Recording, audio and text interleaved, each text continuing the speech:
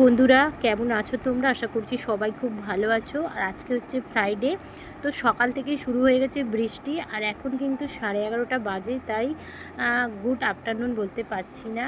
তো বর্ষার দিনে ঘরোয়া রান্নার ডিম পোচ, ব্রেকফাস্ট থেকে চিকেনের ঝোল, সবটাই থাকবে আজকের এই ছোট্ট ব্লগে। আশা করছি তোমাদের নিশ্চয়ই ভালো লাগবে। সঙ্গে থাকো। দেখতেই পাচ্ছ ঘরের মধ্যে জল একদম প্রায় ঢুকে যায়। আর এই তো চলে এসেছি কিচেনে। আগেই বললাম যে আজকের ব্রেকফাস্টের জন্য ডিম পোচ আর ব্রেড, তো সেটাই আর কি বানিয়ে নিচ্ছি।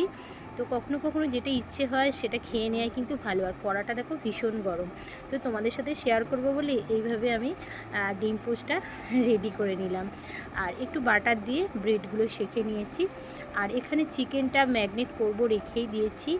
তো আলু এখানে কেটে নিয়েছি। দেখো দুপুরের রান্না বান্নার লাঞ্চ মেনু, একদম ঘরোয়া রান্না। তো সবার আগে ব্রেকফাস্টটা করে তারপর ফিরে আসছি। এদিকে দেখো চিকেনটা কিন্তু বেশ সুন্দর করে ম্যাগনেট করে রেখে দিয়েছি। যতক্ষণ রাখতে পারবো ততটাই ভালো, কিন্তু সময় একদমই নেই। রান্না বান্নাটাও করতে হবে। এরকম বর্ষার দিনে কিন্তু ইলিশ মাছ ভাজা, খিচুড়ি বেশ ভালো লাগে, কিন্তু কিছু করার নেই। সব রান্নাবান্নার প্রিপারেশন হয়ে গেছে, তা না হলে হয়তো করতাম।